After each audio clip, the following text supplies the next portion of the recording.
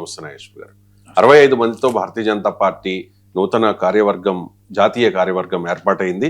ఈసారి భారీగా ప్రక్షాళన జరిగింది. రామ్ మాధవ్ అండ్ స్మృతి ఇరానీలకు రీ ఎంట్రీ దక్కింది. తెలంగాణ విషయానికి వస్తే తెలంగాణకు ఈసారి ప్రాతినిధ్యం దక్కలేదు. ఆల్రెడీ ఇప్పటికే జాతీయ కార్యవర్గంలో ఉన్న లక్ష్మణ్ అలాగే డికే అరుణులకు మళ్ళీ అవకాశం దక్కలేదు. ఆంధ్రప్రదేశ్ విషయానికి వస్తే 3 పదవులు దక్కాయి. రామ్ మాధవ్, పురంధేశ్వరి అండ్ విష్ణువర్ధన్ రెడ్డి. ఓవరాల్ గా చూస్తే భారతీయ జనతా పార్టీ జాతీయ కార్యవర్గం ఈ కొత్త టీం కూర్పు ఎలా ఉంది సార్? అంటే దీన్ని వాస్తవంగా ఎప్పుడైనా ఒక పొలిటికల్ ఆర్గనైజేషన్ పార్టీ ఎదుర్కొంటున్న సవాళ్ళను రిఫ్లెక్ట్ చేయాలి.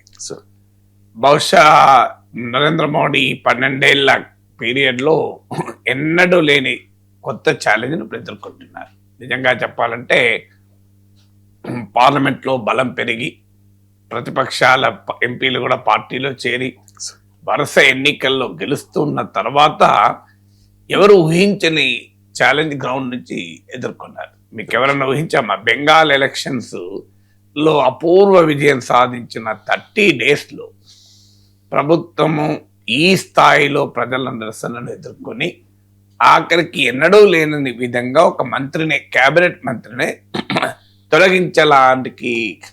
తొలగించాల్సి వచ్చిందంటే మీరు ఆలోచించండి. ఎవరైనా ఊహించామా? బెంగాల్ విజయం మామూలు విజయం కాదు కదా. సో బెంగాల్ గడ్డ పైన శ్యామప్రసాద్ ముఖర్జీ విజన్ను మేము పూర్తి చేశామని ఆనందాన్ని వ్యక్తం చేస్తున్న సమయంలో జంతర్ మంతర్లో ఈ స్థాయిలో లక్షల సంఖ్యలో యువత, విద్యార్థులు రోడ్డు మీదకి వస్తే చివరకు ప్రభుత్వం దిగిరాక తప్పని పరిస్థితి. ఈ స్థాయిలో ఎవరు ఊహించలేదు. అంటే ఎందుకు అంటే రాజకీయాల్లో చాలా ఆశ్చర్యకరంగా ఉంటాయి. మీకు ఉదాహరణలకు కూడా ఉంటాయి. నెంబర్స్ ఉండి ఎలక్షన్లో గెలవడం. ఇంతకుముందు ఆర్ఎస్ఎస్ చీఫ్ మోహన్ భగవత్ చాలా మంచి మాట చెప్పాడు ఇటీవల జనరీ మీట్లో. ఎన్నికల్లో గెలవడమే నాయకత్వ లక్షణం కాదు అన్నాడు. అది చాలా ఇన్డెప్త్ మీనింగ్ ఉన్నటువంటి వర్డ్ అది. ఎందుకంటే మీకు 1971లో గుర్తుంటే మీకు ఇందిరాగాంధీ బంగ్లాదేశ్ విమోచన, అటల్ బిహారీ వాజ్పేయి దుర్గామాతతో పోల్చారు. మీకు ఇందిరాగాంధీని, భారతీయ జనసంఘ నాయకుడైన వాజ్పేయి కాంగ్రెస్ ప్రధానమంత్రిని దుర్గామాతతో పోల్చారు. అంత రెస్పాన్స్ వచ్చింది. జనం పెద్ద ఎత్తున ఒక దేశభక్తియుత భావోద్వేగ వెల్లువ ఇందిరాగాంధీకి అనుకూలంగా వచ్చింది. అంతకుముందు అదే పీరియడ్లో మీకు లేట్ 60s నుంచి మొదలు పెడితే మీకు బ్యాంకుల జాతీయకరణ, గరీబీ హఠావో నినాదము, మీకు రాజభరణాల రద్దు, ఇలా ఒకటి కాదు మీకు వరుస పెట్టి ప్రభుత్వము పెద్ద ఎత్తున ప్రజలను ఆకర్షించేటువంటి విధానాలు చేపట్టింది. ఆ తర్వాత అంటే ఒకవైపు ఏమో ఆర్థిక విధానాలు ప్రజల్లో ఒక మంచి పేరు తెస్తున్న సమయం, భావోద్వేగమైన వెల్లువ ఇందిరాగాంధీకి ఉండగా ఆమెకు ఎదురుంటుందని ఎవరు ఊహించారా? జస్ట్ 3-4 ఇయర్స్లో ఎమర్జెన్సీ పెట్టాల్సిన పరిస్థితికి నెట్టివేయబడ్డారు. అంటే వాట్ డస్ ఇట్ ఇండికేట్? అంటే నీకు power of numbers in parliament ఉంటే సరిపోదు, ఎన్నికల్లో గెలవడమే నాయకత్వ లక్షణం కాదు అన్న మోహన్ భగవత్ మాటల్లో ఉన్న డెప్త్ అది. మీకు అదంతా ఎందుకు? తెలంగాణ ఉద్యమం వస్తున్న సమయంలో కాంగ్రెస్ పార్టీ నెంబర్స్ లేవా? తిరుగులేని మెజారిటీ అసెంబ్లీలో ఉంది. దేశంలో, రాష్ట్రంలో కాంగ్రెస్ పార్టీ పాలిస్తోంది. మరి ఎందుకు కాంగ్రెస్ పార్టీ దిగిరావాల్సి వచ్చింది? అంటే ఇవన్నీ దేన్ని తెలియజేస్తుందంటే మీకు పొలిటికల్ మేనోవరింగు, ప్రతిపక్షాలను చీల్చి చెండడము, డిఫెక్షన్స్ను ప్రోత్సహించడము, పార్టీలను స్ప్లిట్ చేయడము, ఎన్నికల్లో మేనేజ్ చేయడము, గెలవడము, ఇది కాదు లీడర్షిప్ అంటే. లీడర్షిప్ అంటే ప్రజల ఆమోదాన్ని పొందడం, ప్రజలతో నిరంతరం ఆమోదాన్ని పొందడమే లీడర్షిప్. అది ఆర్ఎస్ఎస్ చీఫ్ చెప్పిన మాటల అర్థం. సో ఎన్నికల్లో గెలవడం కాదు. ఎన్నికల్లో గెలవడానికి చాలా పద్ధతులు ఉంటాయి. ఎన్నికల్లో చాలా మంది గెలుస్తూ ఉంటారు. ఎన్నికల్లో గెలిచిన వారే నాయకుడు కాదు. సో అలాగే మీకు 2024 లోక్సభ ఎలక్షన్స్లో భారీగా దెబ్బతిన్న తర్వాత వరుస పెట్టి ఆమ్ ఆద్మీ పార్టీ నుంచి ఢిల్లీ గెలుచుకున్నారు, తృణమూల్ కాంగ్రెస్ నుంచి బెంగాల్ గెలుచుకున్నారు, అస్సాం రిటైన్ చేసుకున్నారు, మహారాష్ట్రను మీకు మహావికాస్ అగాది ఇండియా కూటమి నుంచి గెలుచుకున్నారు, హర్యానాను రిటైన్ చేసుకున్నారు. కంప్లీట్ 2024 ఎలక్ట్రల్ రివోర్సెస్ తర్వాత మీకు మళ్ళీ మొత్తం గెలుచుకుంటూ వచ్చాక 30 daysలో ఒక క్యాబినెట్ మినిస్టర్ను ప్రైమ్ మినిస్టర్ డ్రాప్ చేయాల్సిన పరిస్థితి వచ్చిందంటే what does it indicate? The power of the public, power of the society, civil society. దాన్ని ఎదుర్కొనే విధంగా పార్టీ ఆర్గనైజేషన్ ఇది రాబోయే కాలంలో అతిపెద్ద ఎలక్టోరల్ ఛాలెంజ్గా రాబోతోంది. జెన్జీ ఎఫెక్ట్, మీకు ఉత్తరప్రదేశ్లో కూడా జెన్జీ ఎఫెక్ట్ బీజేపీ పైన పడుతుందా అని చర్చ నడుస్తుంది. సర్వేలు, జెన్జీ ఉద్యమము, వీటి ప్రభావం వచ్చాక వివిధ సర్వేస్ కూడా బీజేపీ చాలా సులభంగా మళ్ళీ గెలుస్తుంది యూపీలో అనుకున్న దశ నుంచి ఇవాళ గెలవడం కష్టము అనే దశకు వచ్చేసింది. తర్వాత ఏం జరుగుతుందో మనం చెప్పలేము ఎన్నికల సమయానికి వచ్చే వరకు. కానీ ఎందుకు ఇదంతా ఈ అన్సైటీస్? బంకీపూర్లో ఓడిపోయారు, మీకు గ్వాలియర్ ప్రాంతంలో ఉన్న దాతియాలో ఓడిపోయారు, మీకు వదోదరా జిల్లా బీజేపీకి అత్యంత బలమైన గుజరాత్లో బీజేపీ గెలిచిన 9% ఓటింగ్ తగ్గింది బీజేపీకి. బంకీపూర్లో అయితే 25% ఓటింగ్ తగ్గింది. ఇవన్నీ దేన్ని తెలియజేస్తాయి అంటే పాలిటిక్స్ అనూహ్యమైనటువంటి వేగంతో మారుతూ ఉంటాయి, అన్బిలీవబుల్ స్పీడ్తో చేంజ్ అవుతుంటాయి పాలిటిక్స్ అనేది. ఇదొక ఇండికేషన్ కదా. సో అందువల్ల మీకు ఈ ఛాలెంజర్స్ను ఎదుర్కోవటానికి అనుగుణంగా ఈ టీం ఉందా అంటే లేదు అనే ఆశ వస్తుంది. ఎందుకంటే ఏ స్పిరిట్తోనైతే నితిన్ నబీను నియమించారో అదే స్పిరిట్తో ఈ టీంలో నియమించారు. ఏంటా spirit? Party political impact ground పైన చూపడం ప్రాధాన్యతగా తీసుకోలేదు. నితిన్ నబీన్ బీహార్లో ఒక minister, party loyalist, RSS loyalist, organisational man, దానికేమీ అనుమానం లేదు. ఛత్తీస్గఢ్ ఇన్ఛార్జ్గా పనిచేశారు.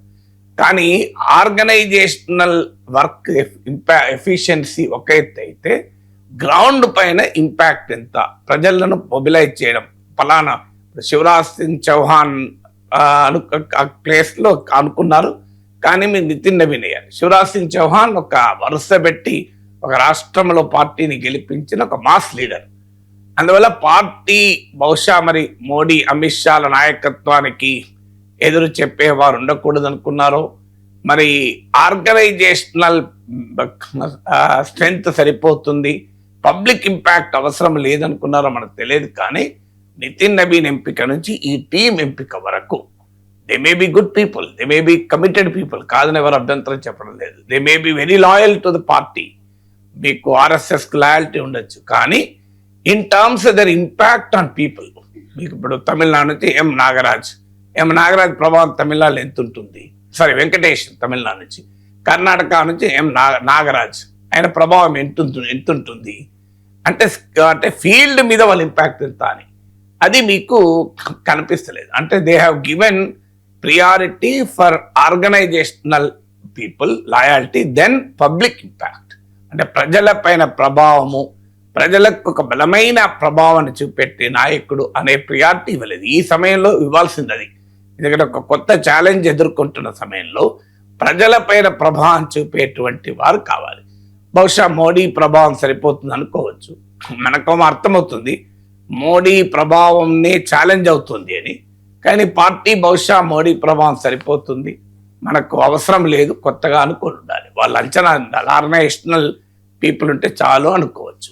ఇక రెండవది ఆర్ఎస్ఎస్ బీజేపీ రిలేషన్షిప్ను మరింత బలోపేతం చేసి, ఎందుకంటే బీజేపీకి ఎప్పుడు క్రైసిస్ వచ్చినా బీజేపీ లీడర్షిప్ వారు RSS greater intervention and greater role and greater mobilization పైన ఆధారపడుతూ ఉంటారు.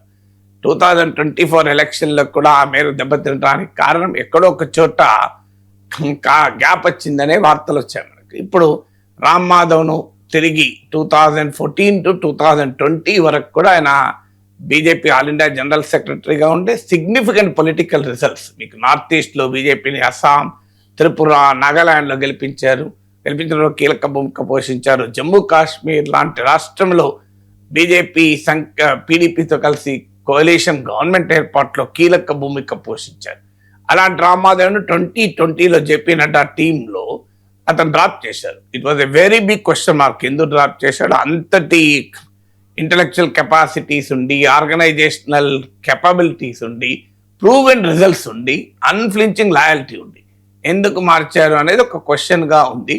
సో అది 2020 తర్వాత ఆయన మళ్ళీ పూర్తిగా పార్టీకే దూరమై ఆర్ఎస్ఎస్ వర్క్ చేసుకుంటూ ఆర్ఎస్ఎస్ ఎగ్జిక్యూటివ్ మెంబర్గా ఉండిపోయారు. తిరిగి అతన్ని మళ్ళీ తీసుకొచ్చారు. తర్వాత సునీల్ బన్సల్ను రిటైన్ చేశారు, బిఎల్ సంతోష్ రిటైన్ చేశారు, వినోద్ తావ్డే రిటైన్ చేశారు, శివప్రకాష్. సో ఈ నేమ్స్ అన్ని చూస్తుంటే క్లియర్గా ఆర్ఎస్ఎస్ బాండ్, ఆర్ఎస్ఎస్ గ్రిప్ అనేది కంపారిటివ్లీ మళ్ళీ పెరుగుతుందనడానికి ఇది రెండవ ఉదాహరణ. థర్డ్ ఇండికేటర్ ఏంటి అంటే మీకు very surprisingly south is completely ignored, almost ignored. అందులో తెలంగాణ మనం సెపరేట్గా మాట్లాడదాం. Telangana is completely ignored. అంటే పార్టీ ఎలక్టోరల్ ఆస్పిరేషన్స్కు ఆర్గనైజేషనల్ నిర్మాణం ఎక్కడైనా లింక్ అయి ఉంటుంది, సింక్ అయి ఉంటుంది. మరి ఎందుకు ఆ లింక్ సింక్ కాలేదో అర్థం కాదు. ఇప్పుడు పార్టీ లక్ష్యం ఏంటి? 2014లో నార్త్ అండ్ వెస్ట్లో అద్భుతంగా గెలిచారు, 2019లో వెస్ట్కి ఎక్స్పాండ్ అయ్యారు, 2024 నాటికి ఆ ఎక్స్పాన్షన్ పూర్తయింది. మీకు ఒరిస్సా, బెంగాల్ కూడా గెలిచారు. ఇప్పుడు మిగిలింది ఏంటి? బీజేపీకి సౌత్. కానీ ఆ సౌత్లో తెలంగాణ గేట్వే అంటున్నారు. మీకు మిషన్ 7 స్టేట్స్ గెలవాలంటున్నారు, అందులో అత్యధికం సౌత్లో ఉన్నాయి. మరి సౌత్ని ఎందుకు ఇగ్నోర్ చేశారో, మీకు సౌత్ నుంచి ఉన్న రిప్రజెంటేషన్ చూస్తే అఫ్ కోర్స్ తెలంగాణ మినహా మిగతా స్టేట్లకు కాస్త రిప్రజెంటేషన్ కనిపించినా అది ఆ పార్టీని ఆ రాష్ట్రాల్లో అద్భుతంగా గెలిపించి నడిపించేటువంటి నాయకత్వం కాదు. మీకు ఆంధ్రప్రదేశ్లో కూడా పురంధేశ్వరి కొంచెం నోటబుల్ నేమ్, ఎన్టీఆర్ కూతురు కాక. రామ్ మాధవ్ ఆంధ్రప్రదేశ్ కోటాలో రాలే, ఆయన ఢిల్లీ రిప్రజెంటేషన్గా వచ్చారు. సో అందువల్ల మనకు ఈ మీ సదరన్ స్టేట్కు ఇందులో ప్రాధాన్యత లేదు. అంటే బహుశా నార్త్లో ఎలక్షన్స్ ఉన్నప్పుడు యూపీ నుంచి 8 మంది ఉన్నారు, 8 మెంబర్స్ ఫ్రమ్ యూపీ. సో అందువల్ల బహుశా పార్టీ ఆర్గనైజేషను ఇప్పుడు కొత్తగా సౌత్లో మనం ఎక్స్పాండ్ అయ్యేది ఏమీ లేదు, సౌత్లో వచ్చేది లేదు, పోయేది లేదు. టైం ఎందుకు వృధా, మనం మన స్ట్రాంగ్ హోల్డ్స్ రిటైన్ చేసుకుందాం. ఎందుకంటే ఈ కాక్రోచ్ జనతా పార్టీ ఛాలెంజ్, అంతకుముందు సంవిధాన్ ఖత్రే మహే ఛాలెంజ్, అయోధ్య రామ్ మందిర్ చందా చోరీ వివాదము, ఇవన్నీ కూడా మీకు వ్యవసాయ చట్టాలు, ఇవన్నీ కూడా బీజేపీ స్ట్రాంగ్ హోల్డ్స్ అయిన నార్థన్ ఇండియాలో, హిందీ హార్ట్లాండ్లో బీజేపీకి ఛాలెంజ్గా మారాయి. మొన్న కాక్రోచ్ ఉద్యమంలో కూడా ఎక్కువ మొబిలైజేషన్ ఢిల్లీ పరిసర ప్రాంతాల నుంచి వచ్చారు. అందువల్ల బహుశా ఇప్పుడు కొత్తగా ఎక్స్పాన్షన్, ఈ సౌత్ ఆస్పిరేషన్ ఇవన్నీ పక్క పెడదాం, వచ్చినట్టు వస్తారు. అప్పుడు ఎవరో మిత్రపక్షాలతో నడిపిద్దాం, మనకు ఉన్న అసలు మొదలు బలం ఉన్నది పోగొట్టుకోవద్దు అని బహుశా నార్త్ పైన ఎక్కువగా కేంద్రీకరించారో తెలియదు. అందువల్ల క్లియర్గా సదరన్ ఇండియాకు బీజేపీ ప్రాధాన్యత, బీజేపీ స్కీమ్లో సౌత్ ఇండియా లేదు అనటానికి ఇది క్లియర్గా ఒక ఇండికేషన్. అందువల్ల అది మరి సాధారణంగా ఈ 2026లో రీకాన్స్టిట్యూట్ అయిందంటే 2029 ఎలక్షన్ల వరకు ఇదే టీం ఉంటుంది. బీజేపీలో 3 years, సో టీం మారదు. అఫ్ కోర్స్ ఇంకొక స్కోప్ ఉంది ఏంటంటే స్టేట్ ఇన్ఛార్జ్లను నియమిస్తుంటారు, వారు కూడా ఆఫీస్ బేరర్స్ టీంకి ఇన్వైటీస్గా వెళ్తుంటారు. మరి తెలంగాణ వాళ్ళని ఎవరినైనా స్టేట్ ఇన్ఛార్జ్గా వేస్తారో తెలియదు. బట్ ఏదన్నా సర్ప్రైజింగ్, మరి బీజేపీకి ఇప్పుడు ఉన్న ఎలక్టోరల్ ఛాలెంజెస్, ఎలక్టోరల్ ఆస్పిరేషన్స్, ఈ రెండింటినీ మాత్రం ఈ కొత్త టీం రిఫ్లెక్ట్ చేయడం లేదు. ఒకటి బహుశా ఆర్గనైజేషనల్ లయాలిటీ, ఫ్యూచర్ లీడర్షిప్ తయారీకి ట్రైనింగ్ గ్రౌండ్గా ఉండాలి, ఆర్ఎస్ఎస్తో కన్సాలిడేట్ చేసుకోవాలి, ఐడియాలజికల్ రూట్స్ పెంచుకోవాలి, వీటికి ఎక్కువ ప్రియారిటీ ఇచ్చినట్టుగా కనబడుతుంది. ఇక 2028 తెలంగాణ అసెంబ్లీ ఎన్నికల్లో ఖచ్చితంగా గెలవాలి అని చెప్పి తెలంగాణ బీజేపీ నేతలకు అధిష్టానం చెబుతోంది కదా సార్. తెలంగాణ బీజేపీ నేతలు కూడా చాలా కాన్ఫిడెంట్గా ఉన్నారు, ఖచ్చితంగా మేము గెలుస్తాం వచ్చే అసెంబ్లీ ఎన్నికల్లో అని చెప్పి. కానీ ఇప్పుడు జాతీయ కార్యవర్గాన్ని ఒకసారి పరిశీలిస్తే ఆల్రెడీ ఇప్పటికే జాతీయ కార్యవర్గంలో ఉన్న డీకే అరుణ కానీ లక్ష్మణ్లకు అవకాశం దక్కలేదు. అలా అని చెప్పి ఇతర నాయకులు ఎవరికి కూడా ప్రాతినిధ్యం దక్కలేదు. తెలంగాణకు జాతీయ కార్యవర్గంలో తెలంగాణ నాయకులకు ప్రాతినిధ్యం లేదు సార్. ఎలా అర్థం చేసుకోవాలి సార్ దీన్ని? అంటే ఇది రియల్లీ సర్ప్రైజింగ్, ఎవరికి అర్థం కాని అంశం. బహుశా మరి తెలంగాణలో ఎవరిని పెట్టాలో నిర్ణయం తీసుకోలేకపోయారా? తెలంగాణలో ఎవరిని పెడితే ఎవరికి అభ్యంతరం వస్తుందని అనుకున్నారో? పార్టీలో రాష్ట్రంలో ఉన్న విభేదాల వల్ల జాతీయ నాయకత్వం అది కాస్త తలనొప్పిగా భావించారో తెలియదు. ఎందుకంటే గతంలో నరేంద్ర మోడీయే పార్లమెంట్ తెలంగాణ ఎంపీల మీటింగ్ పెట్టి మీరు ఎవరెవరు మీ మధ్యలో ఉన్న విభేదాలు తగ్గించుకోవాలి, ప్రజలు మనకు ఓటేస్తాను రెడీగా ఉన్నా మీరు రెడీగా లేరు అని మొట్టికాయలు వేసారు, అక్షంతలు వేసారు, రకరకాల పదాలతో మీడియాలో వచ్చాయి. మోడీ మందలించారు అని కూడా మోడీ వచ్చింది. ఆ తర్వాత బిఎల్ సంతోష్ ఇక్కడ మీటింగ్ పెట్టినప్పుడు కానీ, నితిన్ నబీన్ మీటింగ్ పెట్టినప్పుడు కానీ, ఢిల్లీలో మీటింగ్లకు కానీ మీరు విభేదాలను మర్చిపోయి యునైటెడ్గా పనిచేయాలి అని పార్టీ మొదటి నుంచి పదే పదే తెలంగాణ బీజేపీ నేతలకు వార్నింగ్ ఇస్తూనే ఉంది. బహుశా వార్నింగ్ యొక్క ఎక్స్టెన్షన్ అనుకుందామా ఇది తెలియదు. ఎందుకంటే మీకు Telangana is a gate way to south India అంటున్నారు. సౌత్లో ఇప్పుడు కేరళలో పార్టీకి అవకాశం లేదు, కానీ కేరళ నుంచి ఇద్దరిని తీసుకున్నారు. కేరళలో అసలు పార్టీకి అసలు ఏ కదలిక లేదు, మెదలిక లేదు. కాస్త ఓట్లు 1-2 సీట్లు రావడం తప్ప. అఫ్కోర్స్ ఇప్పుడు ఈ మధ్య తిరువనంతపురం మేయర్ గెలుచుకున్నారు, గతంలో ఒక ఎంపీ గెలుచుకున్నారు. కాస్త వెరీ మార్జినల్ ఇంప్రూవ్మెంట్. అందులో కేరళలో ఎన్నికలు కూడా లేవు, మళ్ళీ నెక్స్ట్ 5 ఏళ్ళ దాకా ఎన్నికలు లేవు. అలాంటి కేరళ నుంచి 2 నేతలకు ఇచ్చారు. అనిల్ ఆంటోనీ, ఏకే ఆంటోనీ కొడుకు రిటైన్ చేశారు. మనకు ఆయనకంటే పోనీ మైనారిటీ కోటాలో ఇవ్వాలనుకుంటే సురేంద్రన్ పార్టీ మాజీ ప్రెసిడెంట్కి ఇచ్చారు. తమిళనాడులో పార్టీ ఇప్పుడు ఎన్నికలు లేవు. తమిళనాడులో మీకు వెంకటేషన్ తీసుకున్నారు. తమిళనాడులో పార్టీ ఎన్నికలు లేకపోగా ఆడ పార్టీకి అవకాశం కూడా లేదు. ఉన్న బలమైన నాయకుడు అన్నమలై పార్టీ నుంచి వెళ్ళిపోయారు, ఆయన సొంత దుకాణం పెట్టేసుకున్నారు. ఇప్పుడు అక్కడ ఏడీఎంకే తన మిత్రపక్షం దెబ్బతిన్నది.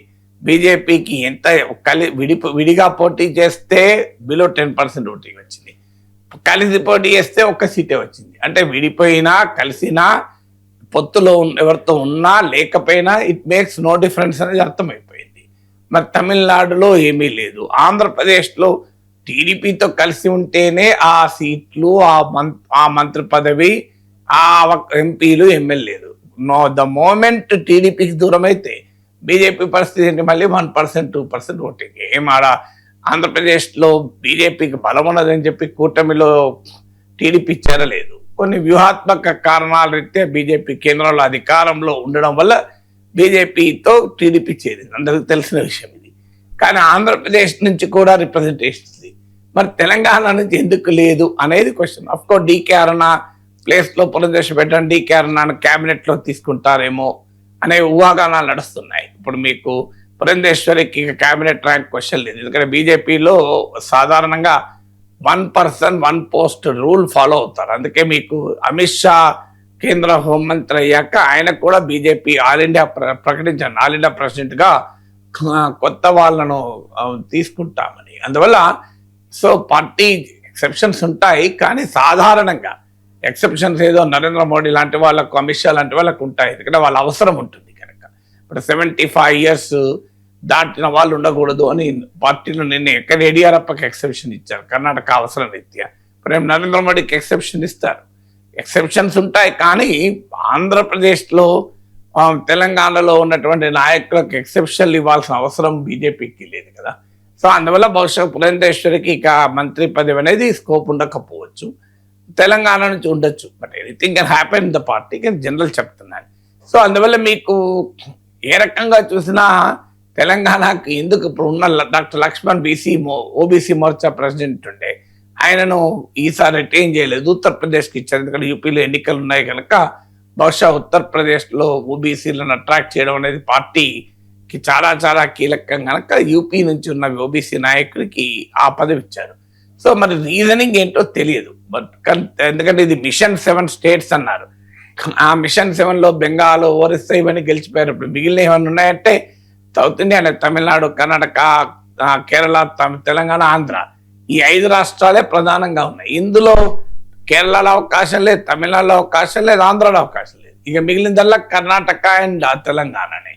సో అలాంటి రాష్ట్ర ఇంపార్టెంట్ స్టేట్ అయిన తెలంగాణ నుంచి మరి చాలా సీనియర్ లీడర్షిప్ ఉంది పార్టీకి. పార్టీలో నాయకత్వ కొరత లేదు. తెలంగాణలో నాయకులు ఎక్కువ మంది, నాయకుల మధ్య సమన్వయం లేదన్నది పంచాయతీ తప్ప నాయకుల కొరత ఏమీ తెలంగాణలో లేదు. ఇప్పుడే కాదు, ఈవెన్ మోడీ ఫినామినను బీజేపీ కేంద్రంలో అధికారంలోకి రాకముందు కూడా తెలంగాణ నుంచి ప్రముఖ నాయకులు మీకు ఎమర్జ్ అయ్యారు. మీకు వి రామారావు కాలం నుంచి ఇంద్రసేనారెడ్డి, బండారు దత్తాత్రేయ, సిహెచ్ విద్యాసాగర్ రావు. సో తెలంగాణలో ఈవెన్ 2 సీట్లు బీజేపీ గెలుచుకున్నప్పుడు కూడా గుజరాత్ ఒక సీట్ ఉంటే హన్మకొండ నుంచి, తెలంగాణ నుంచే జంగారెడ్డి గెలిచారు. అందువల్ల తెలంగాణలో డెప్త్ ఆఫ్ లీడర్స్ లేరు. చాలా అనుభవం ఉన్న నాయకులు ఉన్నారు, పార్టీకి చాలా లాయల్టీ ఉన్న నాయకులు ఉన్నారు, సైద్ధాంతిక లాయల్టీ ఉన్న నాయకులు ఉన్నారు. సో అనేక రకాల అనుభవాలు ఉన్న నాయకులు పార్టీలో ఉన్నారు ఇక్కడ. మరి ఎందుకని కొత్త తరం నాయకత్వం కూడా ఇన్ఫ్లుయెన్షియల్ లీడర్లు ఉన్నారు. మరి అలాంటప్పుడు తెలంగాణ నుంచి ఎందుకు తీసేశారు ఎవరిని అనేది that is a big question mark. అసలు ఈవెన్ బీజేపీలో కూడా ఎవరికి అర్థం కాని అంశంగా మిగిలిపోయింది. ఇంత రిప్రజెంటేషన్ లేకుండా ఎందుకు తెలంగాణను పక్కకు పెట్టారు అని. అందులో బెంగాల్ తర్వాత నెక్స్ట్ తెలంగాణ అని చెప్పి బీజేపీ ప్రకటించారు కూడా. మీకు నితిన్ నబీన్ వచ్చి మొన్న 3 రోజులు ఉండిపోయారు. సో నెక్స్ట్ బెంగాల్ తర్వాత టార్గెట్ తెలంగాణ అయినప్పుడు మరి తెలంగాణకు రిప్రజెంటేషన్ పార్టీ లీడర్షిప్లో ఎందుకు ఉండదు అనేది క్వశ్చన్ మార్క్. భారతీయ జనతా పార్టీకి కాక్రోచ్ జనతా పార్టీ తలనొప్పి పోకముందే మరో తలనొప్పి, అదే దిమాగి Naxal party. Chief justice of India యువతను కాక్రోచ్లు అన్నారు అని చెప్పేసి ప్రొఫెసర్ గారు సిజేపీ పుట్టుకొచ్చింది. ఇప్పుడు స్వతంత్ర దినోత్సవ వేడుకల్లో ప్రధాని మోదీ తన ప్రసంగంలో దిమాగి నక్సల్స్ అని మాట్లాడారు కొందరిని ఉద్దేశించి. దీంతో ఇప్పుడు దిమాగి నక్సల్ పార్టీ డిఎన్పి పుట్టింది. సో 24 గంటల్లోనే 2.6 లక్షల మంది ఫాలోవర్లు వచ్చారు ఈ పార్టీకి. పార్టీ ఇన్ ద సెన్స్ ఒక social media platform, Insta, right sir? Yes. అంటే ఒక సాంగ్ కూడా రిలీజ్ చేశారు దిమాగి నక్సల్ పార్టీ పేరిట. ఆ సాంగ్ ఇప్పుడు సోషల్ మీడియాలో వైరల్ అవుతోంది, ట్రెండింగ్ లో ఉంది. ఒకసారి ఆ సాంగ్ ప్లే చేయండి. ఇప్పుడు కూడా గుజరాత్ ఒక సీట్ ఉంటే హన్మకొండ నుంచి, తెలంగాణ నుంచే జంగారెడ్డి గెలిచారు. మళ్ళీ స్టార్ట్ చేయండి. చాలా అనుభవం ఉన్న నాయకులు ఉన్నారు పార్టీకి.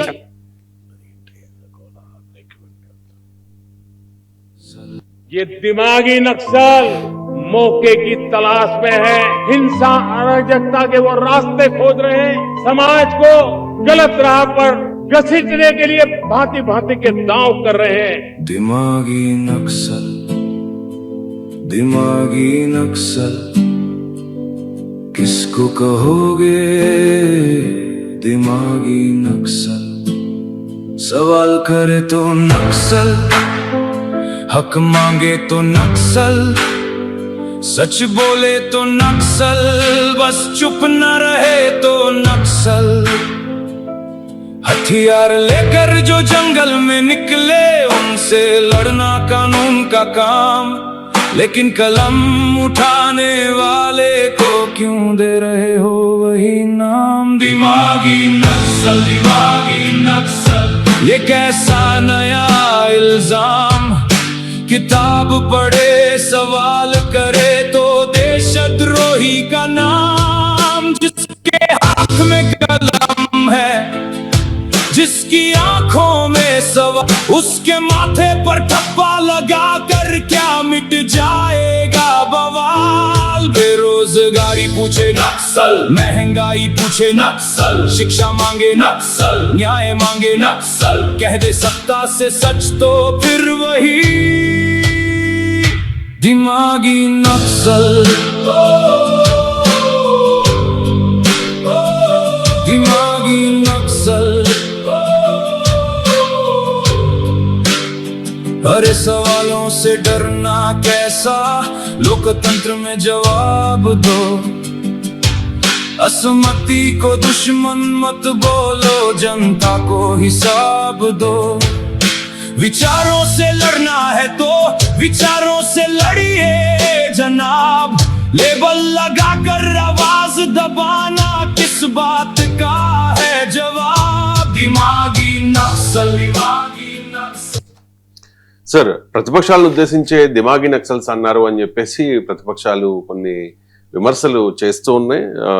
పి చిదంబరం కూడా మాజీ కేంద్ర మంత్రి ఒక పోస్ట్ చేశారు, ఐఎమ్ ప్రౌడ్ టు బి ఏ దిమాగి నక్సల్ అని చెప్పి. దానికి కిరణ్ రిజిజు క్లారిటీ కూడా ఇచ్చారు. ఇప్పుడేమో దిమాగి నక్సల్ పార్టీ పుట్టుకొచ్చింది. ఏంటి సార్? అంటే ఇప్పుడు మీరు ఎప్పుడన్నా ఇలా క్లారిటీ ఇవ్వడం చూసారా మీరు? ఎందుకు ఆ పరిస్థితి నెట్టివేయబడింది ఇవాళ బీజేపీ? మీరు ఇదివరకు తుకడే తుకడే గ్యాంగ్ అన్నారు, ప్రత్యర్థి కౌంటర్ చేశారు. ఎప్పుడైనా బీజేపీ క్లారిటీ ఇచ్చే ప్రయత్నం చేసిందా? చాలా క్లారిటీ ఇచ్చింది సార్. ఒకసారి అది కూడా ఒకసారి చెప్తాను. Kiran Rijiju tweet: very unfortunate and highly damaging statement by respected former home minister of India.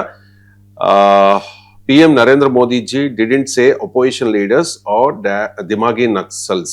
Only following are Dimagi Naxals. ఎవరెవరు Dimagi Naxals? So, and clarity clear గా చెప్తూ ఉన్నారు. Number 1, who support Maoists and reject Indian Constitution. Second, who stand with separatists and support Article 370. Third one, who want to cut chicken neck to separate Northeast from India. వీళ్ళు ఈ 3 లిస్టులో ఉన్న వాళ్ళు మాత్రమే దిమాగి Naxals sir. అంత క్లారిటీ ఇచ్చుకోవాలి. దిమాగి నక్సల్స్ తో BJP election లో పొత్తు పెట్టుకుని ప్రభుత్వంలో ఉంది. జమ్మూ కాశ్మీర్ లో మహబూబా ముఫ్తీ 370 ఆర్టికల్ సపోర్టర్ కదా, ఆమె బిగ్గెస్ట్ సపోర్టర్. ఈవెన్ ఇతరులైన భారత రాజ్యాంగానికి లోబడి, భారతదేశ సార్వభౌమాధికారానికి లోబడి మాత్రమే ఫెడరల్ వ్యవస్థలో భాగంగా కశ్మీర్ కు స్వయం ప్రతిపత్తి కోరారు ఆర్టికల్ 370. కానీ మహబూబా ముఫ్తీ వేర్పాటువాద ఓవర్ టోన్స్ తో ఆర్టికల్ 370 సమర్థించారే. మరి దిమాగి నక్సల్ ముఖ్యమంత్రిగా ఉండగా బీజేపీ ఆమెకు మద్దతుగా ఉండి ఉప ముఖ్యమంత్రిగా ఉన్నారే. ఇప్పుడు ఎవరు దేశద్రోహానికి పాల్పడింది? ఇప్పుడు మనము మాట్లాడేటప్పుడు బేసిస్ ఉండాలి కదా. ఆర్టికల్ 370ని సమర్థించి ఆర్టికల్ 370ని మించిన స్వయం ప్రతిపత్తి కోరిన మహబూబా ముఫ్తీతో మీరు ప్రభుత్వంలో ఉంటారు. మీరు ఇప్పుడు మరి దిమాగి నక్సల్స్ అని చెప్పి ఇతరులను అటాక్ చేస్తే ఎట్లా? అయినా వీళ్ళు ఎవరినైనా అంటారు కదా. ఇప్పుడు నన్ను సోమవీర్ రాజు తీవ్రవాది నక్సలైట్ అని లేదా? నేను ఎప్పుడు మావోయిస్టులకు సపోర్ట్ చేసిన, నా జీవితంలో మావోయిస్టులకు సపోర్ట్ చేయలే. నేను వీడియోలో చెప్పాను కూడా, నేను ఆర్ట్స్ కాలేజీలో 1985-86లో నేను జనరల్ సెక్రటరీగా కంటెస్ట్ చేశాను. అప్పుడు నేను ఓడిపోయింది RSC చేతిలో, రాడికల్ స్టూడెంట్స్ యూనియన్ చేతిలో, అంటే మావోయిస్ట్ విద్యార్థి సంఘం చేతిలో ఓడిపోయాను నేను. మరి అది తెలియదా బీజేపీలో? రామచంద్రరావు అప్పుడు కంటెంపరీ, అడగని చెప్తారు. మురళీధర్ రావు కంటెంపరీ, వాళ్ళందరూ తెలుసు కదా. ప్రకాష్ రెడ్డి కంటెంపరీ, వాళ్ళు తెలియదా? మరి నన్ను ఎట్లా అంటాడు సోమవీర్రాజు నక్సలైట్ అని, మావోయిస్ట్ అని? సో నక్సలైట్లు కూడా మావోయిస్టులు కూడా అందరూ ఒకే రకంగా లేరు, అది వేరే విషయం. పార్లమెంట్లో కూడా ఉన్నారు. బీహార్లో నక్సలైట్లు రూలింగ్ అధికారం కూటమిలో భాగంగా ఉన్నారు, CPI ML లిబరేషన్ ఒకప్పుడు. సో అందువల్ల అల్టిమేట్ గా మీరు ఎవరిని అంటున్నారన్న దానికి ఇది ఒక ఉదాహరణ కదా. నేను ఎప్పుడన్నా నార్త్ ఈస్టర్న్ స్టేట్లను భారతదేశం విడగొట్టాలని నా జీవితంలో అన్నానా? మరి నన్ను తీవ్రవాద నక్సలైట్ అన్నాడు కదా బీజేపీ అగ్రనాయకుడు సోమవీర్ రాజు. కరెక్ట్ గా ఆ పాటలో ఉన్నది అదే. ఎవరిని మీరు దిమాగి నక్సల్స్ అంటున్నారు? నిరుద్యోగాన్ని ఉంది అని అడిగితే వారు దిమాగి నక్సల్. మీరు ధరల పెరుగుదలను ప్రశ్నిస్తే దిమాగి నక్సల్. మీకు అకౌంటబిలిటీ అడిగితే, పేపర్ లీక్లను ప్రశ్నిస్తే దిమాగి నక్సల్. మీరు ఆఖరికి E20 పెట్రోల్ ప్రశ్నించిన దిమాగి నక్సల్. ఇలా E20 పెట్రోల్ ప్రశ్నించిన వాళ్ళను ఇలాగే తిట్టాడు, దేశద్రోహులని. ఇప్పుడు చీఫ్ ఎకనామిక్ అడ్వైజర్ ఇలా పేపర్లో ఉంది చూడండి, E10 పెట్రోల్ కూడా అందుబాటులో ఉండాలి, ఇంతకన్నా ఎక్కువ పెంచకూడదు అని చీఫ్ ఎకనామిక్ అడ్వైజర్ నేను ఇండియన్ ఎక్స్ప్రెస్ రాశాడు. అంటే అనంత్ నాగేశ్వరరావు, ఇప్పుడు ఆయన కూడా దిమాగి నక్సల్. వీళ్ళు లెక్కల దిమాగి నక్సల్ భారత ప్రభుత్వానికి, నరేంద్ర మోడీ ప్రభుత్వానికి చీఫ్ ఎకనామిక్ అడ్వైజర్ గా ఉన్నాడు. నిన్నటి దాకా E20 పెట్రోల్ పైన క్వశ్చన్ రైజ్ చేసిన వాళ్ళందరినీ దేశద్రోహులు అన్నారు. సో ఇది మీకు కరెక్ట్ గా చెప్పారు ఆ పాటలో. మీరు ఆ పాట ఇంట్రెస్టింగ్ గా ఉంది. అసలు సవాల్ ప్రశ్నిస్తే దిమాగి నక్సల్, నోరు మూసుకోకపోతే దిమాగి నక్సల్, హక్కులు అడిగితే దిమాగి నక్సల్. అసలు ఈ ప్రభుత్వాన్ని క్వశ్చన్ అడిగితే దిమాగి నక్సల్ ఎట్లా అవుతారు? కానీ ఇది ఎకనామిక్స్ లో ఒక ప్రిన్సిపల్ ఉంది, లా ఆఫ్ డిమినిషింగ్ రిటర్న్స్ అంటారు. So law of diminishing returns అంటే ఏంటంటే క్షీణోపాంత సిద్ధాంతం అని. అంటే ఒకసారి ఒక ఆయుధము ప్రయోగిస్తే, ఒక విధానం ఏదైనా ఉంటే మొదట్లో ఉన్నంత ప్రయోజనం రాదు, మళ్ళీ తక్కువ తగ్గిపోతూ ఉంటుంది. లా ఆఫ్ డిమినిషింగ్ రిటర్న్స్ కాదు ఇప్పుడు బీజేపీ ఎదుర్కొంటున్నది, లా ఆఫ్ డిజాస్టరస్ రిటర్న్స్.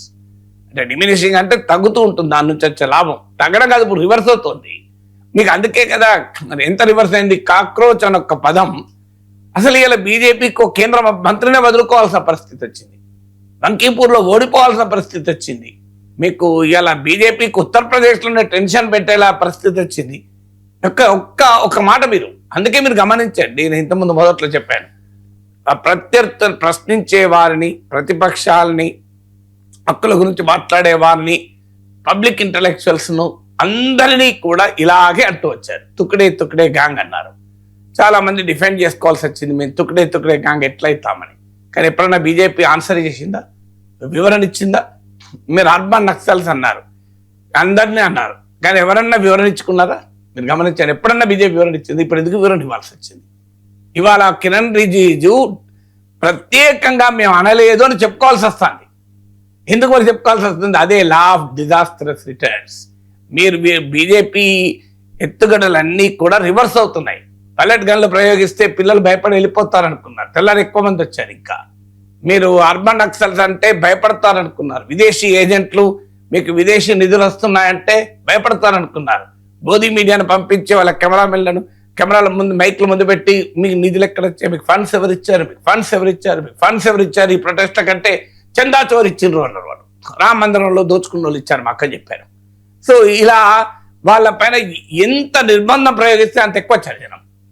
అప్పుడు అర్థమైంది ధర్మేంద్ర ప్రధాన్ రాజీనామా చేసి వెళ్ళిపోవాల్సి వచ్చింది. సో మీకు బీజేపీ వేస్తున్న ఎత్తుగడలన్నీ రివర్స్ అవుతున్నాయి. దానికి ఉదాహరణ కదా, బూమరాంగ్ అవుతున్నాయి కదా. మీకు ఇవాళ రాజస్థాన్ ప్రభుత్వం కాక్రోచ్లో పిలిపించారు. ఏం పిలిపించారు వాళ్ళు? ఒక అద్భుతమైన పిలిపించారు. మీరు మీ స్కూల్లోకి వెళ్ళి మీ ఊర్లో మీ స్కూల్లో ట్యాప్ ఉందా లేదా, టీచర్లు ఉన్నాడా లేడా, టాయిలెట్లు ఉన్నాయా లేవా, మీకు మంచినీళ్ళు ఉన్నాయా లేవా, ఇదంతా రిపోర్ట్ చేయమన్నారు. వాస్తవంగా సర్వేలు వస్తాయి. ఇప్పుడు ఇటీవల controller and auditor general CAG survey వచ్చింది. ఏం చెప్పింది? 89% రైల్వే స్టేషన్లో కనీస సదుపాయాలు లేవని. కానీ అది 89% రైల్వే స్టేషన్ అంటే మొత్తం భారతదేశం రైల్వే స్టేషన్ అన్నిటి స్టడీ చేసిందా? కాదు. 512 రైల్వే స్టేషన్లను శాంపుల్ తీసుకుని స్టడీ చేశారు. మనం వందే భారత్లు, బుల్లెట్ ట్రైన్లు, హెడ్లైన్లు ఇస్తాం. మరి కనీసం మంచినీళ్ళలో ఈకోలి బ్యాక్టీరియా ఉంది. ఈకోలి బ్యాక్టీరియా అంటే భయంకరమైన ఫీకల్ మ్యాటర్, మానవ వ్యర్థ పదార్థాలతో కలుషితమైంది అన్నది. మరి అలాంటి వాటిలో ఉండే బ్యాక్టీరియా అది. మరి ఇది రైల్వే స్టేషన్లో ఉన్న వాటర్ కూలర్లో. మరి ఒకవైపు ఏమో వికసిత భారత్, స్వచ్ఛ భారత్ సెస్, ఏమైంది ఈ ప్రశ్నలు? సో మీకు రివర్స్ అవుతున్నాయి చూడండి. ఇప్పుడు రాజస్థాన్లో ఏం చేశారు? ఇదొక మంచి ప్రయత్నం వాళ్ళు చేశారు. ఏంటి, వాళ్ళకి ఇప్పుడు 6 లక్షల గ్రామాల్లో, ఈ దేశంలో ఎన్ని గ్రామాలు చేస్తే తెలియదు కానీ ఇన్సెంటివైజ్ చేశారు. అంటే మీ ఊర్లో ఉన్నదాన్ని మీరు ఫోటో తీయండి, మీరు వీడియో తీయండి, మాకు పంపించండి, మేము దాన్ని మా సోషల్ మీడియా ప్లాట్ఫామ్లో దాన్ని పబ్లిష్ చేస్తాం. అంటే ఏంటి? Public incentive. ఇప్పటిదాకా మా స్కూల్లో టాయిలెట్ లేవు, మా స్కూల్లో మంచిగా లేవు అని బాధపడుతున్న ఒక బిడ్డకు, ఓ తండ్రికి, ఓ తల్లికి మా సమస్యను ఎవరికి చెప్పుకోవాలో తెలియని వారికి ఒక ఇన్సెంటివ్ వచ్చింది కాక్రోచ్ జనతా పార్టీ. ఇప్పుడు పైసా ఖర్చు లేకుండా లక్షలాది మంది పంపిస్తున్నారు. వేలలా కాక్రోచ్ జనతా పార్టీ డేటాబేస్ పంపుతున్నారు. దేశంలోనే అతిపెద్ద documented database of educational system రాబోతుంది. దీంతో పాటు వాళ్ళకు ఊరూర్లో వాలంటీర్ నెట్వర్క్ ఏర్పాటు అవుతుంది. అంటే ఏ విధానాన్ని అయితే బీజేపీ అనుసరించి అధికారంలోకి వచ్చారో సరిగ్గా ఇదే ఎత్తుగడలతో కదా యూత్ను అట్రాక్ట్ చేసింది. చాయ్ పర్ చర్చ అని రకరకాలు అని మీకు బీజేపీ నరేంద్ర మోడీ ఫినామినన్లో యూత్ అవుట్ రీచ్ అనేది కీలకమైంది. ఇప్పుడు అదే నరేంద్ర మోడీని వెక్కిరిస్తోంది. మీరు గమనించండి, రాఫెల్ విషయంలో రాహుల్ గాంధీ ఒక నినాదం ఇచ్చాడు, చౌకీదార్ చోర్ హై అని. వెంటనే నరేంద్ర మోడీ మై హూ చౌకీదార్ అని చెప్పి పిలిపిస్తే లక్షలాది మంది బీజేపీ అభిమానులు మై హూ చౌకీదార్ అని పెట్టుకుంటారు. అంటే ఒక అపోజిషన్ నుంచి వచ్చిన ఆయుధాన్ని, ఒక అపోజిషన్ నుంచి వచ్చిన దాడిని ఆయుధంగా వాడాడు మోడీ. ఇప్పుడు సరిగ్గా అదే పని అపోజిషన్ చేస్తుంది. ప్రతి అపోజిషన్ అటాక్ చేస్తానికి మోడీ ఆయుధాన్ని ప్రయోగిస్తే అది వాళ్ళ అపోజిషన్ ఆయుధంగా మార్చుకుంటోంది, అలంకరణగా మార్చుకుంటోంది. అంటే మీరు మాపై ఆయుధం ప్రయోగిస్తే మాకు అలంకరణ అయిపోతుంది అని. సేమ్ నరేంద్ర మోడీ అదే చేశాడు కదా రాఫెల్ పైన 2019లో. చౌకీదార్ చోర్ హై అని రాహుల్ గాంధీ ఆయుధాన్ని ప్రయోగిస్తే దాన్ని మోడీ అలంకరించుకున్నాడు, మయూహు చౌకీదార్ అని రాహుల్ గాంధీని కాంగ్రెస్ పార్టీ నరేటివ్ను పంక్చర్ చేశారు. సరిగ్గా ఇప్పుడు సీన్ రివర్స్ అవుతోంది. మోడీ ఆయుధాన్ని ప్రయోగిస్తే ప్రతిపక్షాలే కాదు, ప్రశ్నించే వాళ్ళంతా ఇప్పుడు దిమాగి నక్సల్, మాది దిమాగి నక్సల్ పార్టీ, చిదంబరం నేను దిమాగి నక్సల్ను, ఇవాళ దిమాగి నక్సల్ అని గర్వంగా చెప్పుకుంటున్నారు. ఎలాగైతే చౌకీదార్ చోర్ హై అంటే మైహూ చౌకీదార్ అని మోడీ గర్వంగా చెప్పుకొని తన ప్రత్యర్థుల విమర్శలకు బలంగా సమాధానం చెప్పారో, ఇది కంప్లీట్ గా సీన్ రివర్స్ అయి నరేంద్ర మోడీ ఆయుధాలు ప్రయోగిస్తుంటే అవి అలంకరణలు అయిపోతున్నాయి. దిమాగీ నక్సల్ అని గర్వంగా చెప్పుకుంటున్నారు. మైహూ దిమాగీ నక్సల్, నేను దిమాగీ నక్సల్ను, నా దిమాగీ నక్సల్ జనతా పార్టీ, నేను దిమాగీ నక్సలైట్ను అని గర్వంగా చెప్పుకునేటువంటి పరిస్థితి తెచ్చుకున్నారు. ఒకప్పుడు నేను నక్సలైట్ ముద్ర ఇస్తే భయపడేవాళ్ళు, ఏ కేసులు పెడతారో, ఏ యుఏపీ ఏ చట్టం పెడతారో అని. ఇప్పుడు భయపడతలేరు, దిమాగీ నక్సల్ నేను గర్వంగా చెప్పుకుంటున్నారు. ఎంత ఆశ్చర్యంగా ఉంది చూడండి, ఎంత మారింది దీనికి. ఇది స్వయంకృతాపరాధం కదా బీజేపీని. రాజస్థాన్లో బీజేపీ ప్రభుత్వం ఎవరిని స్కూల్కి రానివ్వం, ఇలా ఫోటోలు తీయని ఎవరికి పెట్టారు, అవుతుందా? దాంట్లో ఇంకా ఎక్కువ అవుతుంది. ఎందుకంటే ఎవరిని ఆపుతావు నువ్వు? ఒక స్కూల్లో 500 మంది పిల్లలు ఉంటారు. ఇలా చాలా మంది పిల్లల దగ్గర కూడా మీకు సెల్ ఫోన్ ఉంటాయి, పిల్లల దగ్గర లేకపోతే తల్లిదండ్రుల దగ్గర ఉంటాయి, ఊరు వాళ్ళ దగ్గర ఉంటాయి. నువ్వు స్కూళ్ళకు పోలీసులు పెడతావు, ప్రతి స్కూల్కి ఎవరు రాకుండా? అంటే నువ్వు ఏం చేయదలుచుకున్నావు అంటే రాజస్థాన్లో స్కూళ్ళలో ఉన్నటువంటి దారుణ పరిస్థితులు బయటికి రావద్దని. అవుతాయి అవి ఇంకెక్కువ అవుతాయి. అంటే మీరు పెల్లెడగలు ప్రయోగిస్తే ఎట్లా ఎక్కువైందో ఇలాంటి పెల్లెడగలు ప్రయోగిస్తే ఇంకెక్కువ అవుతాయి. అందువల్ల బీజేపీ అనుసరిస్తున్నటువంటి ఎత్తుగడలు బూమరాంగ్ అవుతున్నాయి. లా ఆఫ్ డిమినిషింగ్ రిటర్న్స్ కాదు, లా ఆఫ్ డిజాస్టరస్ రిటర్న్స్ గా మారిపోతున్నాయి. ఇది రాబోయే కాలంలో బీజేపీకి అతిపెద్ద ఛాలెంజ్. సెల్ఫ్ గోల్స్ అంటే రాజకీయాల్లో చాలా తెలివైన వాళ్ళు అనుకునే వాళ్ళకు కూడా ఎలా తప్పులు చేస్తారన్న దానికి ఇది ఒక ఉదాహరణ. సో తన ప్రత్యర్థులను ఎదుర్కోవడానికి దిమాగీ నక్సల్స్ను ప్రయోగించి మోడీ బీజేపీ ఆధిపత్యం చేస్తాం అనుకున్నారు. ఏమైంది? ఆన్సర్లు ఇచ్చుకోవాల్సిన పరిస్థితి ఏర్పడింది. కిరణ్ రిజిజు ఆన్సర్ ఇచ్చుకుంటున్నాడు, సమర్థించుకుంటున్నాడు, ప్రత్యర్థులు మా అలంకరణగా స్వీకరిస్తున్నాడు. నేను దిమాగీ నక్సల్, దిమాగీ నక్సల్, దిమాగీ నక్సల్ అని పాటలు వస్తున్నాయి. మీకు పెద్ద లిటరేచర్, పెద్ద ఆడియోవిజువల్ ఫుటేజ్ వస్తుంది. మీకు ఏ సోషల్ మీడియాను ఉపయోగించి అయితే నరేంద్ర మోడీ ఫినామినన్ క్రియేట్ చేశారో, మోడీని కల్ట్ ఫిగర్ చేసిన సోషల్ మీడియానే ఇవాళ యూత్ ఉపయోగించుకొని ఇలాంటి లిటరేచర్ తీసుకొస్తున్నారు. దిమాగీ నక్సల్, దిమాగీ నక్సల్ అంటూ. చూడండి, అంటే నీవు చెప్పినవి ఇదే నిరదాక్షాన్ని మోడీకి సమాధానం చెప్తుంది ఇదే శివత. ఇక తెలంగాణలో సెక్షన్ 22A పై రాజకీయం నడుస్తోంది. ప్రభుత్వంపై అనేక విమర్శలు వస్తూ ఉన్నాయి. దశాబ్దాల క్రితం కొన్న ప్లాట్లు అలాగే భూములు కూడా all of a sudden 22A నిషేధిత జాబితాలో కనిపిస్తూ ఉండడంతో బాధితులు తీవ్ర అభ్యంతరం వ్యక్తం చేస్తూ ఉన్నారు. ప్రభుత్వం మీద చాలా విమర్శలు కూడా చేస్తూ ఉన్నారు. ప్రభుత్వంపై ఈ స్థాయిలో విమర్శలు రావడంతో రెవెన్యూ శాఖ మంత్రి పొంగులేటి శ్రీనివాసరెడ్డి కూడా స్పందించారు. గజం ప్రైవేటు భూమికి కూడా ఆటంకం కలిగించాం, 22Aలో అధికారుల పొరపాటుకు చింతిస్తున్నామంటూ క్లారిటీ ఇచ్చే ప్రయత్నం చేశారు. సరే, రైట్. ఫైనల్ గా లాస్ట్ గా మీరు ఏవైతే ప్రొహిబిటెడ్ లిస్ట్ లో ఉందని చెప్తున్నారో ఆ లిస్టు మొత్తము రీసెంట్ గా మీరు కోర్టుకి కాపీ సబ్మిట్ చేస్తూ మీ రిజిస్ట్రేషన్ అథారిటీకి ఆ లెటర్ లో కమ్యూనికేట్ చేస్తే ఈ కేసులన్నిటినీ మేము ఇక్కడ డిస్మిస్ కొట్టేస్తామని ఆనరబుల్ హైకోర్టు చెప్పడం జరిగింది. దాన్ని దృష్టిలో పెట్టుకొని 2025 ఎండ్ లో ఆల్ కలెక్టర్స్ ఇవి ప్రొహిబిటెడ్ లిస్ట్ లో ఉన్నాయని పాత కాపీని కంటిన్యూ చేసి ఇవ్వటం జరిగింది. అక్కడ డెఫినెట్ గా మా అధికారులది పొరపాటు ఉంది.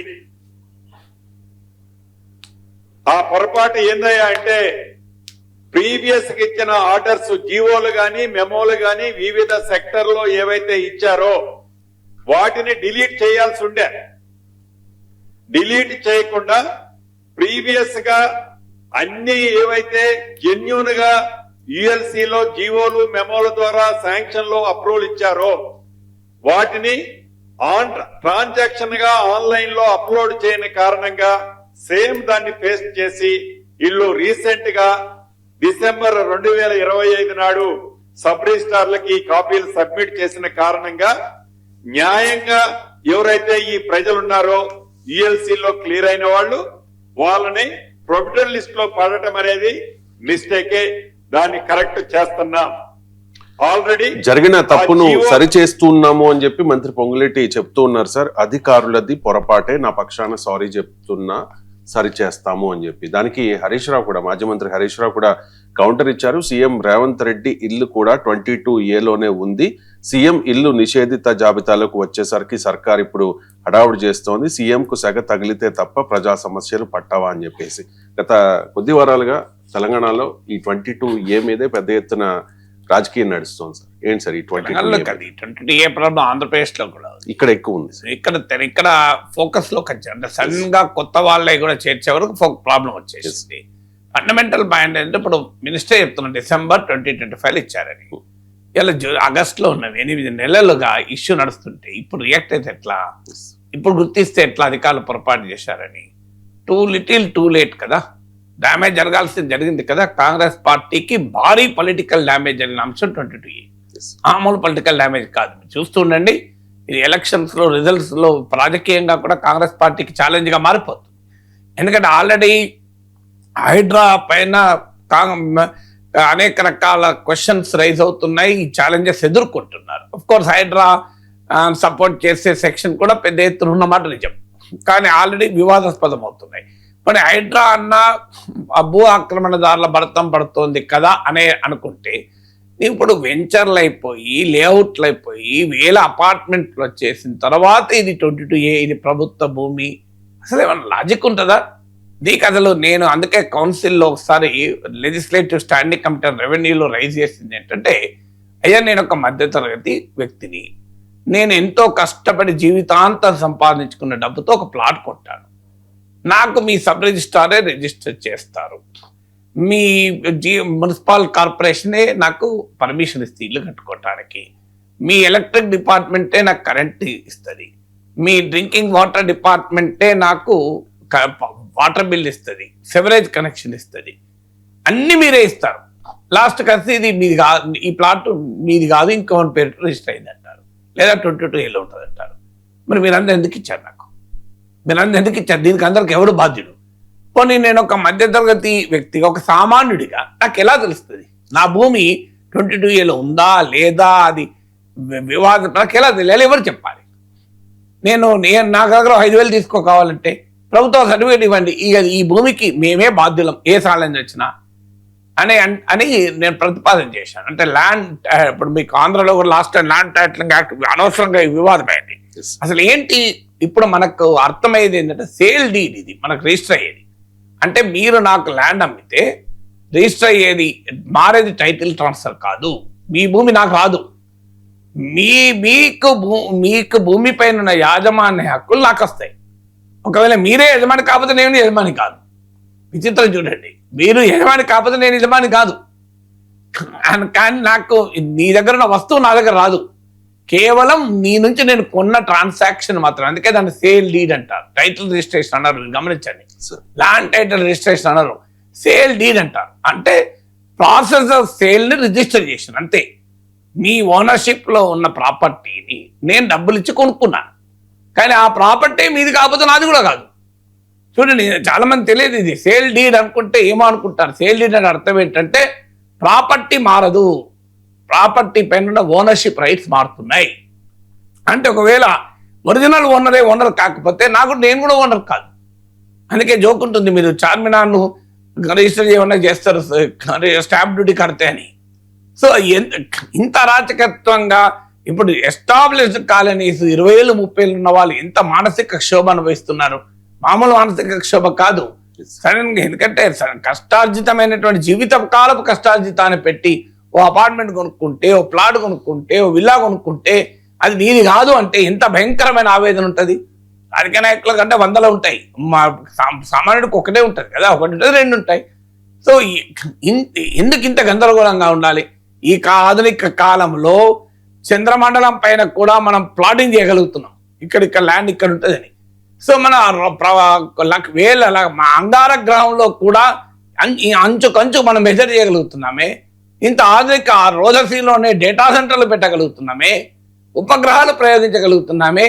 ఇంత వండర్ఫుల్ టెక్నాలజీ ఉన్న రోజుల్లో ఏ భూమి ఎక్కడుందో చెప్పలేవా? ఇంత అరాజకత్వంగా ఎందుకు ఉండాలి ప్రపంచం? అందువల్ల ఇది చాలా సీరియస్ ఇష్యూ. 22A పైన కాంగ్రెస్ గవర్నమెంట్ కు అతిపెద్ద రాజకీయ సవాల్గా 22A మారబోతుంది. మీరు చూస్తుండండి, మీరు అతిపెద్ద పొలిటికల్ సవాల్. బహుశా అది అర్థం చేసుకునే వచ్చారు, కానీ అధికారులను తప్పు చేశారు సరే అన్నారు అధికారులు. ఏ అధికారులు తప్పు చేస్తారు? దీనికి ఇన్ని నెలలుగా ఇన్ని వారాలుగా చర్చ జరుగుతుంది, మీడియాలో చర్చ జరుగుతుంది. ఇప్పుడే ఎందుకు గుర్తించారు మీరు? ఇన్ని రోజులు ఎందుకు గుర్తించలేదు ప్రభుత్వం? సెల్ఫ్ గోల్ కాదా ఇది? సో అందువల్ల ఎవరు తప్పున్నా ఇది చాలా. ఇప్పుడు ఆంధ్రప్రదేశ్లో కూడా 20 ఏమోలు పరిష్కరిస్తాను ముఖ్యమంత్రి పదే పదే చెప్తున్నారు. సంబంధమే లేదు. నేను ఎప్పటి నుంచో ఇల్లు కట్టుకుంటున్నాను. నాకు ఇప్పుడు ఆంధ్రప్రదేశ్లో తెలంగాణలో వందల మంది తెలుసు. 30 ఏళ్ళుగా 40 ఏళ్ళుగా వాళ్ళు అక్కడ ఉంటున్నారు. 40 ఏళ్ళుగా ఉన్న వాళ్ళని 20 అంటారు. వాళ్ళు అమ్ముకోలేరు, కొనలేరు, దాని మీద లోన్ తీసుకోలేరు, హరిబుల్గా అనుభవిస్తున్నారు వాళ్ళు. ఎందుకు అనుభవించాలి ఇది? Thank you so much.